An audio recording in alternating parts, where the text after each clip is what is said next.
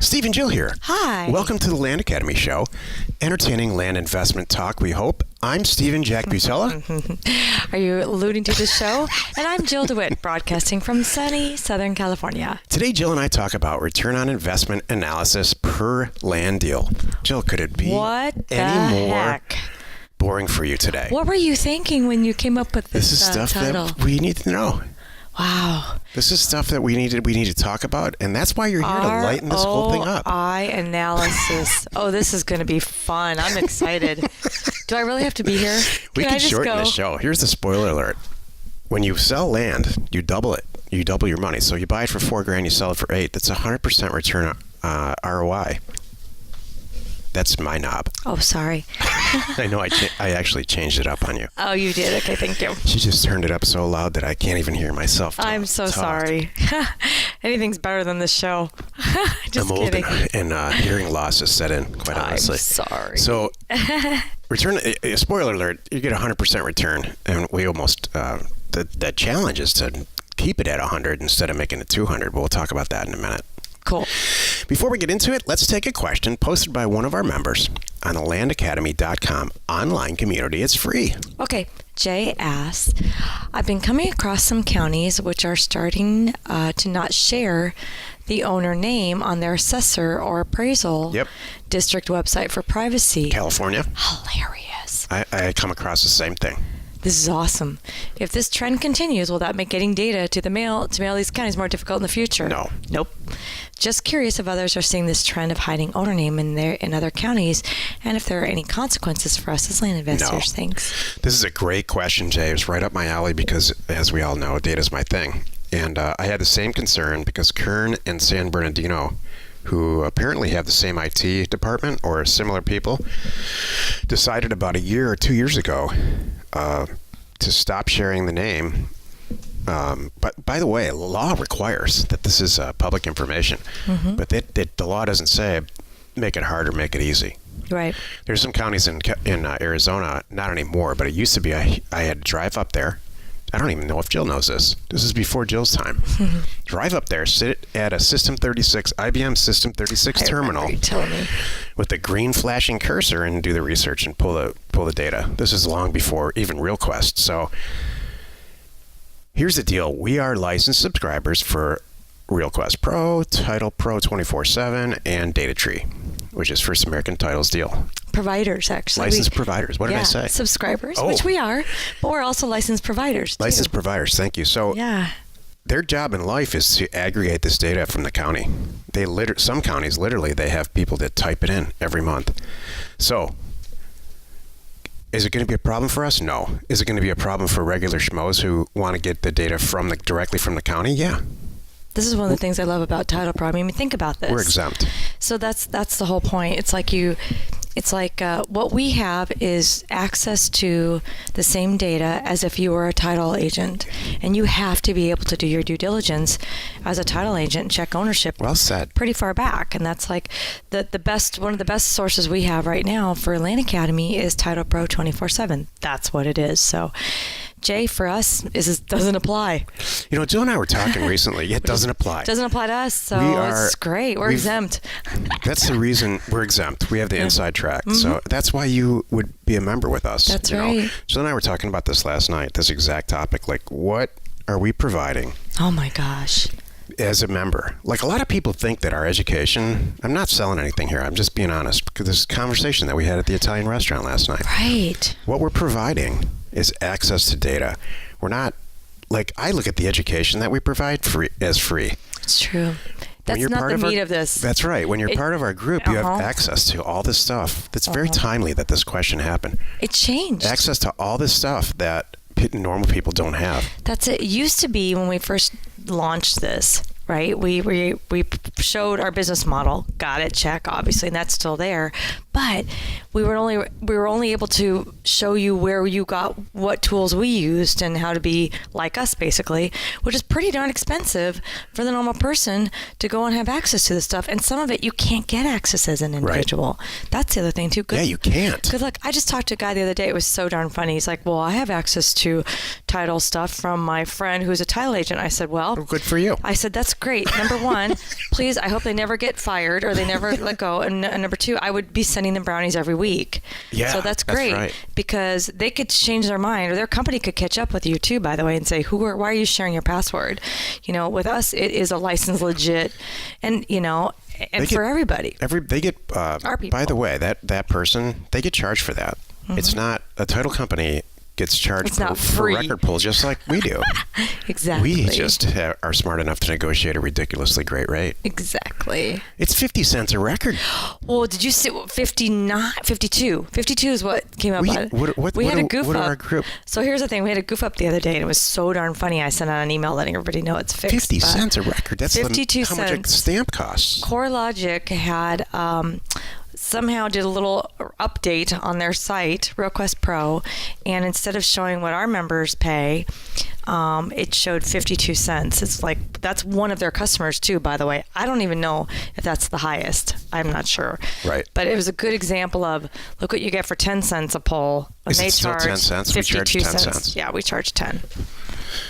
Wow. We should talk about raising our prices. So wow, that's it. amazingly cheap. It is amazing. So, think about this. This guy Jay, who's going to the county, if he knew that, wait a minute, 10 cents for a line of data of all of the assessor data, and I don't have to deal with this stuff, game over. It is a game over. That's what I'm saying. So that's where my whole point with this was, that we've shifted from being more education to, we're really about the tools and the resources. If you know what you're doing, you only want to be in our club to have access to this stuff. Right. That's it. And we have a lot of people that do that. If you're bored one day, listener, call a county that you live in and say, I would like to have the assessor's tax roll or the treasurer's tax roll. And in 5 minutes. And they'll say, they'll push you over to different departments and stuff, and they'll say, okay, finally you'll get to the right person. There's 3,200 counties, 30. By the way. Yeah. Imagine doing this 3,200 times. They're going to send you to the person. Eventually, you're going to get to the right person. They're going to say, please mail a check for $52.41, and we'll send you the CD of data. And oh, by the way, it's 2 years old, but that's because that's when the IT guy stopped by. Right. You're going to get, and then you wait. You're going to send your check. Now, 2 weeks later, it arrives in the mail like it's 1958. And you stick it in your computer, and you see Bill Gates type data. Mm-hmm. Like the stuff that will make your head spin. Mm-hmm. And you're going to pull it, and you're going to say, what the heck is this? What column is this? What column is that? And try to figure it out. And then you'll open if you even have a CD player on your computer anymore, you're going to open it and throw it away. And you're going to forget about being in this business. That's the tragedy here. Instead of doing it our way, believe me, I used to do this stuff. Instead of doing it our way, where you just access a website, pull down the data like it's 2018, and really pull the data that you need. Well, an important point too here with this question, if he's going per owner to a site, it sounds like he's doing it, property by property by property, not the way we do it. We're just hitting them all. It's too easy. Jay's not a member. Oh, I don't think. I don't know. Okay. I think a seasoned member would not ask this question because they're so far past it. But that's okay. That's why we're here. Yeah. We can help Jay. I'm not busting on Jay. Exactly. Today's topic, return on investment analysis per land deal. See, this topic wasn't that bad, Joe. It ended up being, we had a good question, so it's not that bad. Okay, thank you. We'll see how it goes. This is the meat of the show. I reserve the right to pass judgment after this. You're like, oh, come on. Really? Only right now you reserve the right to pass judgment? Oh, I don't think that's how it goes in our life, Joe. Yeah, well. I think there's a little bit of judgment passing in a normal course of the day. Stephen, you are awful. Return on investment analysis per land deal. This is about the easiest topic we've ever had. Here's the deal. Yeah, you keep messing with my knob. No, I messed with my knob. I promise I did not touch your knob. Oh my gosh. It just occurred to me what we're actually talking about. I know that. Did you think about that the first time I said it? No, that was all you, babe. You're the one that keeps going there. When you buy a piece of property, rural vacant land, we buy 40 acres regularly in the southwestern or western United States for $4,000 and regularly sell it for $8,000. That's 100% return on investment. Yeah, there's people out there saying, well, it costs $300 to close a deal, and I got to, and all that. I got to do the data. Great, 98%. Got to get the mail out. For all you accountants out there. I can bust on accountants because I used to be one. There you go. So, yeah, I got to get the mail out. That's right. In general, you double your money when you sell it for cash. But if you really want to get into this, actually, and Jill doesn't, go to landinvestors.com. On the bottom left-hand side, you'll see a little button that says Steve's Land ROI Investment Analysis, and download it there. It's the actual one that we use every day if we need it. Well, you really don't need it. If you buy something for $6,000 and sell it for $12,000, you're actually making money there. Where you need it is when you price terms transactions. And the ROI analysis that you'll pull down it shows about a 550% return. And in reality, that is if you buy a 40-acre property for $4,000 or $5,000 and sell it for $20,000 on terms, $200 down, $200 a month. Jill and I made a whole career of that a while ago. We're cash people now for a lot of reasons, but in a terms transaction. So my whole point to doing this topic, it was actually a request by somebody. Is there one? My whole point, I'm teasing honestly, you. is to really look at, now that we've got that out of the way, 100% return on cash, 5 or 6 to 1,000% return on terms. And we flippantly talk about this. Name a business. I know. Name another business that you can, or another side business that you can get into. That throws off, while you have your job, you have your kids, you have your wife. What is a side business that you can start for $4,000 or $5,000 for that first deal, immediately resell the property, double your money, put the original investment back in the bank, and you can name one? I know. None. I can't think of anything. Not buying a house and renting it. Hey, if you buy a house and flip it, Jill and I do this all the time. You spend $300,000 or $400,000 on a house and make $20,000. You know what the ROI on that is? Tiny. Right. It's a tiny little return. That's why you got to do a lot of them. Right. If you buy a $200,000 house and you resell it and you make $20,000 on the wholesale flip, you made 10% of money on your return. If you buy a $400,000 house, which is what we do, $400,000 house and make 20%, I make $20,000 on it. That's 5% return on your money. We're talking about land making 100%. It's amazing. Everybody forgets about it. I know. They think it's not sexy. And often, and it's you have not to hold on yourself HGTV. back. So think about this 40-acre property that's got ranches around it that you bought for $4,000 or $5,000. You're selling it for $10,000. It's worth like $50,000. I know. Maybe $100,000. That's where the discipline is. I talk about it in the program. I'm like, keep a bottle of freaking Maalox on your desk because it hurts to let property go that cheap. I know, but that's the way you do it, babe. I know. I know. So, return on investment analysis per land deal. I stopped looking. Fantastic. You know what's funny? I don't even care anymore. I'm really in the mindset like, you know what? I seriously feel this way too. Good for them.